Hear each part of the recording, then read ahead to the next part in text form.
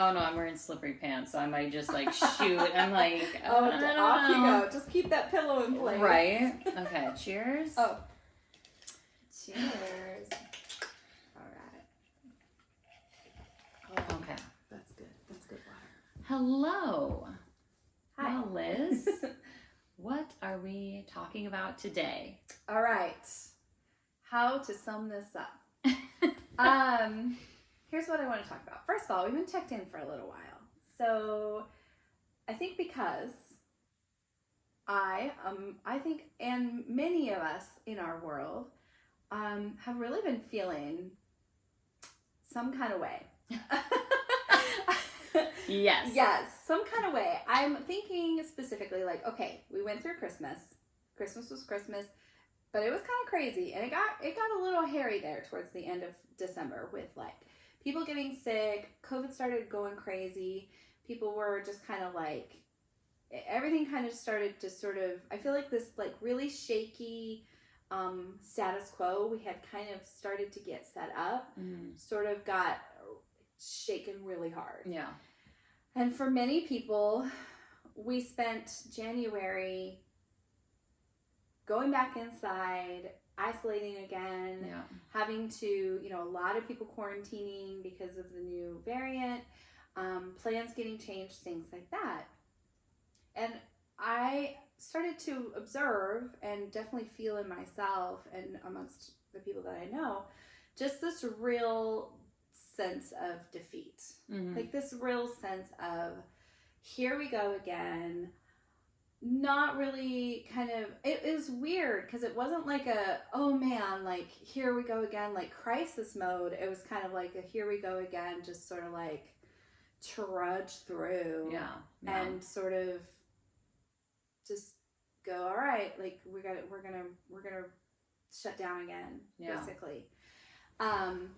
Just physically and emotionally. Yeah. And I feel like we've done this so many times now that it's kind of like, how do we possibly keep having hope or looking forward to things, making plans, getting hopeful about things, when there's always this sense that something's gonna drop, something's gonna slow us down, or we're gonna have to do that again. Yeah. And like, I guess there's kind of like two thoughts to it, because like realistically, like we kind of have to mentally prepare. Like we lived before COVID, we kind of lived in a world where we didn't have to think like everything was going to fall apart all the time. Right. So like if you made travel plans in the summer, they were happening. Yeah, like you didn't have to worry about it. Yeah.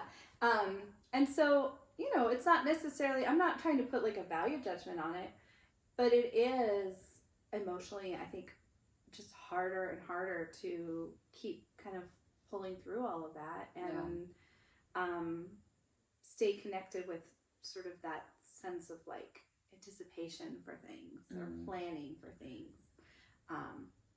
or just feeling like it's gonna, like, this is it, this is the moment, and it's not. Yeah, like we're turning it around, we're in the clear, and then you're like, psych. Yeah, just kidding. Yeah, and it does, and with both of us being business owners, I feel like that aspect of it, like it's hard enough to do that as a parent, as an employee, but just to plan anything and to just have to, okay, this is my idea, this is what I want to do. But you don't want to fully commit to any one thing, because you're like, well, what's the backup plan? Well, we could be planning all this for nothing.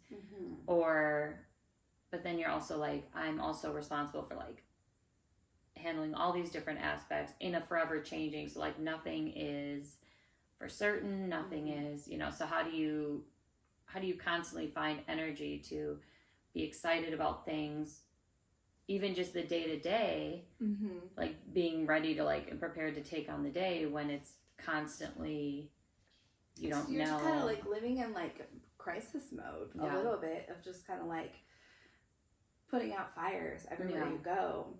And it feels less like it's crisis mode, but it feels less crisis and more just like exhaustion, I feel like. Yeah, like I don't think that's that true. like I Yeah. feel like a year and a half ago maybe I felt like I was in crisis mode. Now I literally feel like I'm just getting through.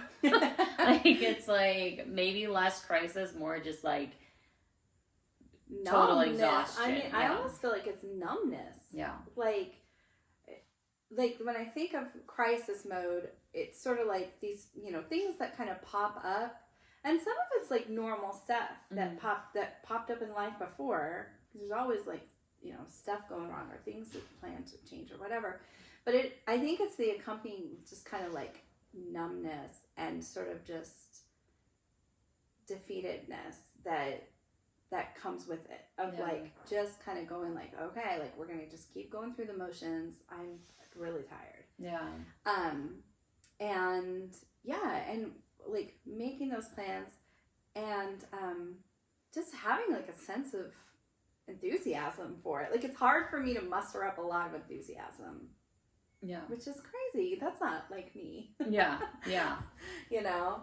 And just being on the same page with everybody. And I don't know, maybe it's just because that's where I'm at, but I just feel like it is very much like a collective kind of sense, kind of a vibe that is shared by many other people. Yeah, like I feel like we went from like, this is kind of like fun, we're all in this together, we're banana bread, ice or whipped coffee, Tiger King mode, like we're all in this experience together. Okay, that's I think a perfect example. Tiger King, right? Like, everyone was like, we were all about Tiger King. We were like texting each other. Yeah. Everyone was watching it, the jokes, the memes. They released another Tiger King. Yeah. I don't know anybody that watched it. No. I didn't watch it. Yeah, I didn't watch it either. Like, it's like we're not those people anymore. No, like, we're not. That was nice of them to give us another dose of Tiger King, but literally, we that aren't those people anymore. We don't. Yeah, we've evolved. Like that Tiger King came at the perfect point in all of our lives where we were like, this is what we are as a collective going to invest our time and energy into. Yeah, like and now we're like, you know what? Freaking Tiger King could be living next door to me. I don't even care. I would not even If care. there was a tiger in my backyard right now, I couldn't care. I literally probably walked past a tiger. You're like, whatever. It is what it is at this point. It literally is what it is. I'm so dead. Yeah. So dead. I'm dead inside. I'm dead inside. Yeah. Yeah. But you think about that, like, where it really did feel like a collective, like, we were in this together vibe. Yeah. And maybe that was just, and maybe not everybody felt that. Maybe that was just, like, my circle, you know, or, like, the people in my world were, like, but I do feel like, now it is just, like, okay, just overall exhaustion. Like, I don't even know what to do. What can we do? What should we plan for? What is, like, but also planning, you know, like we're planning to go to a wedding in July, but I'm like super excited about it, but I'm also like, there's a huge chance that might not even happen. Like, you know, you just never know. It's like getting burned by being excited about stuff and then having to cancel things, or just, you know, the never ending kids testing positive, even though they are feeling completely fine, and you're like, want to send them back to school, and you're just like, we're here. It's just, I feel like it's just been, and then that coming right after the holiday season, where I feel like that's chaotic for its own reason, right? Yeah, like holidays are always that, and then you're just kind of, I just feel like we're all just maybe a little bit like over it and just worn down, maybe. Yeah. I don't know. Yeah. Maybe it's just me. Maybe it's just us. Maybe this is just us. Yeah. Like, I don't know. We're Anybody just the two most exhausted women in Cyprus. Just always. We're the only ones in Cyprus that are exhausted. I'm sure of it. You know? I don't think it is, though, because, I mean, you and I, we talk to a lot of people. We have enough people in our world. Like, I think that, like, I don't think we're wrong. I don't think it's unique to us. I don't think so. But I think, and maybe it's because we're all trying, like you talk about that kind of like that aloneness or like that isolation. And I do think there was a lot more like coming together and I think, is it because we're trying to just like soldier through in our old way of like being independent, being self-sufficient, being like, I'm going to do these things on my own. I don't really need to like lean on other people to function. And then when we all had to quarantine and we were all watching Tiger King, I swear he waits until we do this. Literally, just loitering downstairs. And then he's like, oh, now seems like a good time to set up every alarm in the house. Literally every time. Yeah. Crawl out a window. Why are you going out the front door? Crawl out a window. It makes less noise. Slithering. He's like the Grinch on Christmas night. It's just like. Okay. Anyway, where was I going with that? Oh, okay. So I do are we trying to soldier through with these old coping skills? But because when quarantine happened, we really leaned into the people in our worlds, right? Even if it was just, drinking wine and FaceTiming with each other or checking in with each other or whatever, there was a lot more supporting one another. And not that I think I'm unsupported, but I definitely think that we're not supporting one another the way we used to. Yeah. As a whole. Yeah. And we're not coming together. And I think because we're experiencing the same things, but on different timelines. Right. That's what I was going to say. Yes. It's we're not all quarantined together. Now it's your family's shut down, but we're still living our lives. Yeah. So you're kind of in your own island. Yeah. And then 3 weeks later, it's my family shut down. Or, so it's literally and maybe that's part of the exhaustion of I've got to be super productive 1 week and then all of a sudden we're in quarantine, so then we're everything's shut down, our whole life is thrown all over the place, everything else around us is happening as normal, right? And then your quarantine's up and you're or you're finally better or whatever, and then it's okay, just go back to being go back to that world and now catch up for everything that you haven't been able to accomplish or whatever, and then do extra because now these people are out. It's so chaotic. How do we even make sense of all of that? How do we negotiate that? I think that's got to be playing into it. Yeah, definitely. Because it's just so scattered and all over the place, and we're all on different pages, but the same book. Yeah. Yeah, it is just a very strange time, I think, because even we talked about last year, wanting to do an outer circle mixer. So we had all these great ideas. We're okay, after the holidays, probably January, after New Year's, and now we're when we talk about it, we're maybe April, maybe what, or I'm maybe by September. I know, it's it's so hard to even plan for something like that. And it's something, especially something like this where you want, the whole point is to connect with other women. We want to be intentional about having a space where we're able to be in close quarters, engaging, talking. It's how do you plan that? Who feels comfortable? Yeah. Who's gonna be not sick? It really just is kind of, and then you're just well, how far do we go in the planning before we fully commit? Before what happens? Yeah. It's all these different variables. It's very hard to. Totally. And that's just one aspect of life, right? I feel that is already on top of the plate of just everything else that you already have to do as a woman and that you're already doing as a partner, a mom, a sister, whatever. So it's I feel I was already at my max pre-COVID.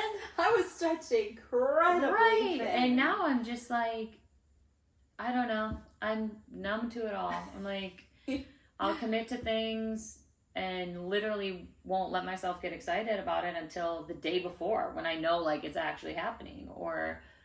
And even then it's just kind of, I think just that constant, just exhaustion. Mm-hmm. Mm-hmm. And I don't know why it feels more exhausting. It feels more exhausting than normal, just mom everyday exhaustion. Yeah. I think so for sure. Yeah. It's just very heavy. Yeah. It's a lot. So then you know, what we always like to say, or what I always like to say. Like, so like, what do you do with that? You know, right. like how do you? So now what? Here we are. What do we do? Exhausted. That's just where we are. We're exhausted. Yeah. We can't make any plans. We want to make plans. We want to carry, like, you know, we want to carry forward the positivity and like the connections and all that.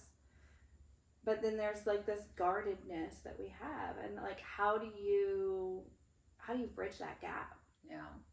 And I think, like, I know for me, something I've had to kind of come to terms with is by the time everybody gets home, by the time the weekend hits, just being exhausted. And then what I know has happened in our house is I'm in my office doing stuff. One kid's upstairs sleeping, the other kid's on the Nintendo. My husband's sleeping somewhere, or, you know, doing, so it's like we're all just out wherever he sits. Right, yeah. He's only active when we're shooting. Yes. It's when he's the most active. It's when he never sleeps, is when we're recording. Then he's like everywhere, zipping around. No, I'm just kidding. So then you find yourself kind of like on the weekends, or at least I know for us, just totally detaching from each other, everybody in their own room, own space, and just kind of like recovering how they recover.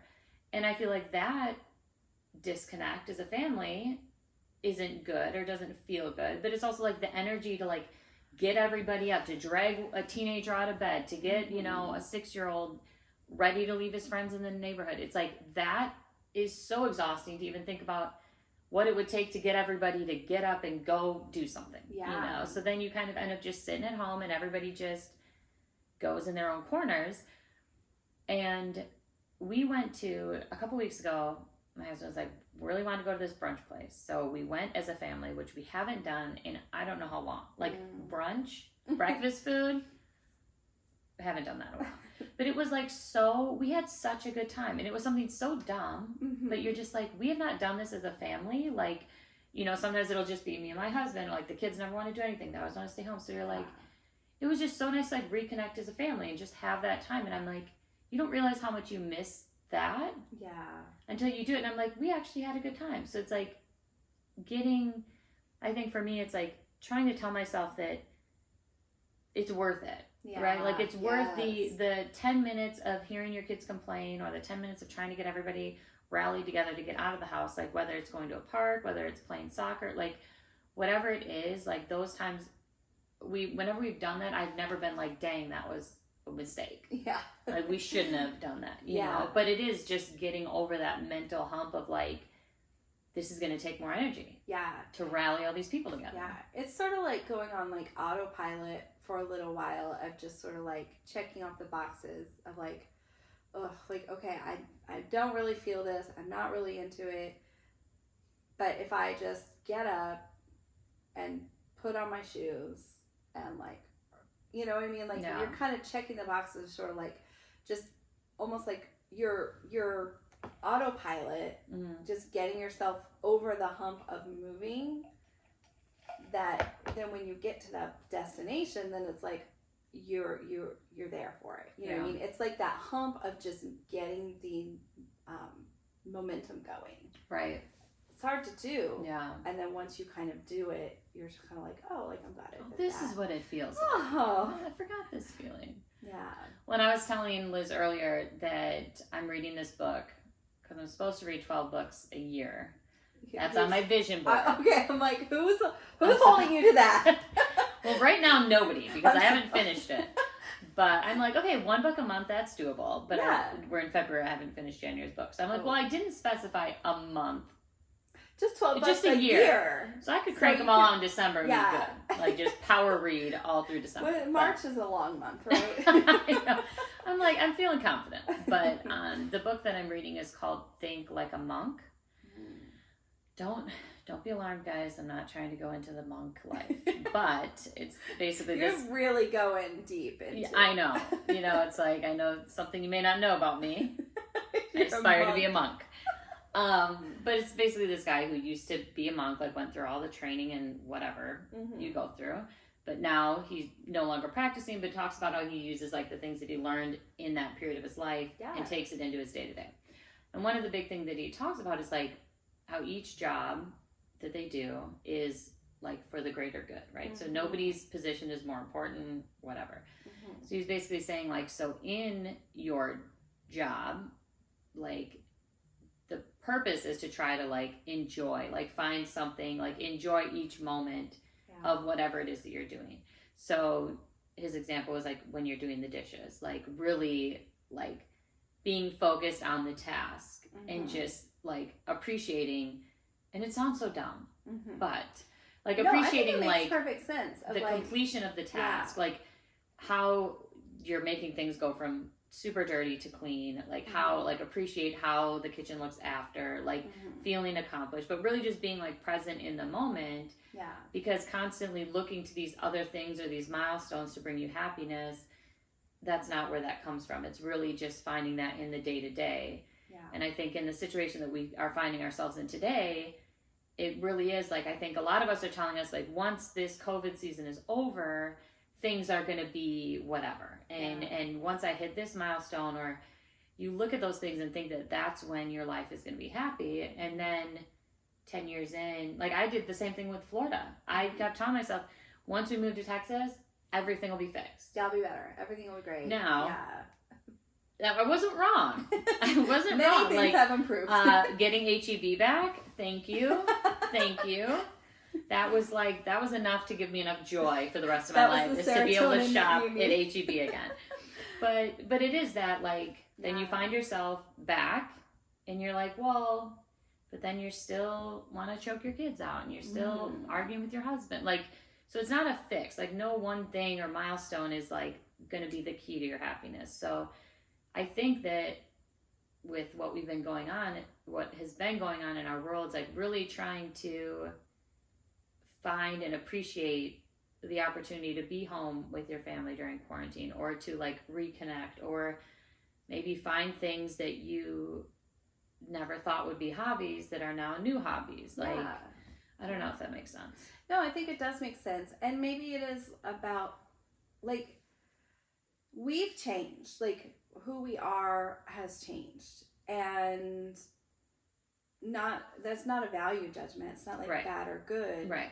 But like taking a look at like the things that maybe worked for you in the past to, you know, self-soothe or self-care, or like those things might not be enough anymore. And so maybe we're just trying to kind of handle things the same way, but it's a totally different world. Does that make sense? So like you're a different person. Yeah. And so finding ways to get to know the person that you are now. Right. And what are your needs. Right. Right? Right. Like, and how do you work to meet those needs? And so maybe you are way more exhausted now. Like for me, I've always been such a social person, and for me, going and being around friends and being around people like charge my battery up big time. And it still does. It still very much does. I love connecting with people. But I've also learned that sometimes just putting my phone in the other room and curling up with a book that I've been working, because I'm also working on reading. Oh, look at us! Vision boards! And just going inward, you know? Like, that has sort of become a more effective coping skill for me.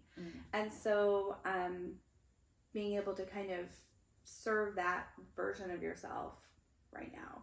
Yeah. And I like that. I think I'm interested in that monk book. Yeah. I'm not interested in the monk life, but but it is. And like, you know, I work with children, and it's kind of amazing because I'm always so tired before a class, like before I teach a class. I'm usually racing around. I'm trying to get there. I'm trying to prepare. I usually have like, you know, I'm not prepared, so I'm trying to like figure out what I'm going to do, whatever. And I'm always like, I physically change after a class.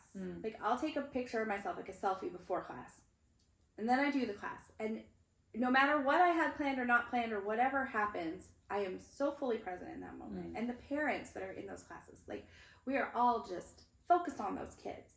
We're not thinking about anything else. We're singing, we're dancing, we're laughing, we're just going with it. And we are totally engaged in their world. And I'm a different person at the end of those classes. Yeah. My face looks better. Like my face looks happier. I'm not as tired. And so it is. I think it is about that, like, just putting away the mental chatter and really engaging in the moment of, now, am I that happy about doing dishes? Probably not. But I mean, you can look in my sink right now, and that'll tell you all you need to know. Doing dishes is not going to bring that much joy to me if I'm treating it like another chore that I have to do. Right. But if it's something where I'm like, I'm going to feel rewarded by the outcome of this. Right. That's going to give it new meaning. Right. So I really like that, taking kind of the sense of obligation over something and turning it into a reward for yourself. Right. And even just like something as simple as the dishes, seeing that as being like that, even though I will hate every minute of it, regardless of what kind of monk state I try to put myself in. But even just like the feeling of like, this is done, I've completed this task, especially when I feel like everything is so chaotic, you're kind of, your mind is going a million miles a minute. At least like you can say, this, I've done this. Like, this is one thing that I can say is completed. And then you don't have it like lingering, hanging over you, you know, as you're running around through the day. You're like, that is done and I can move on, you know. Because sometimes I think it's even getting the opportunity, even finding joy in the opportunity of completing tasks. Like, I know has been a hard thing, like we were talking about earlier. Like, so understanding, yes, I don't think in any world that I'm going to like be jumping to do the dishes, but being able to appreciate that once upon completion, I will feel better about it. And like, just being able to appreciate, you know, just that alone, I think could maybe be helpful. I don't know. I haven't done the dishes yet today, so I can't really speak to that personally. Later when you do it, you're going to get to put this in according to the book I'm reading, ish. Well, and I think it's like, I don't remember where I picked up this little piece of knowledge. Maybe I read it. Maybe it was an Instagram post. I don't know. Like one of those little graphics. But like we're always trying to carry so many balls. Like, we're trying to balance so many things at once. And that's always been kind of a challenge for me of like, okay, I'm home with my kids. I'm engaged with them at this point, but my brain is also like 4 different places, right? Or I try to multitask, which is terrible. They say, you know, we know multitasking does not actually work. You really can't do 3 things at the same time. And so if you're stuck doing the dishes, like that's the thing you're stuck doing right now, it's kind of like, I'm not doing anything else at this moment. Like, even though I should be maybe doing other things, or I have other things on my mind, like for the next 15 minutes, that probably doesn't even take 15 minutes to do dishes, really. Maybe. It does. Maybe it does when your whole island is full of dishes, because you haven't done them in 3 days. No. But you're like, okay, so you give yourself, you're like, okay, for the next 15 minutes, all I'm doing is my dishes. Yeah. And of course, that's easier or harder to do depending on how many factors you have. If you've got a toddler that's constantly pulling you away, or, you know, you're on call and your phone rings, or, you know what I mean? Yeah. Like, there are certain things that are going to have to pull you away, but like giving yourself just that time to be like, this is the time that I'm focusing on this one thing, and that nothing's going to change that. Like, I'm not going to get see it through my business plan planned out right now. Right now I'm just going to do the dishes. And then I'll worry about the business plan later. Right. Probably till 2 a.m. Well, I'll do that till 3 o'clock in the morning. 2, 3 sounds about right. Yeah. Sounds about right. Well, and I think giving yourself the permission to not have to multitask and do 75 million things at once, like, because that is, I feel like that's just, I'm just so used to never really being present, because even if I'm watching a movie with my kids, I'm literally, you know, your mind is just constantly going, and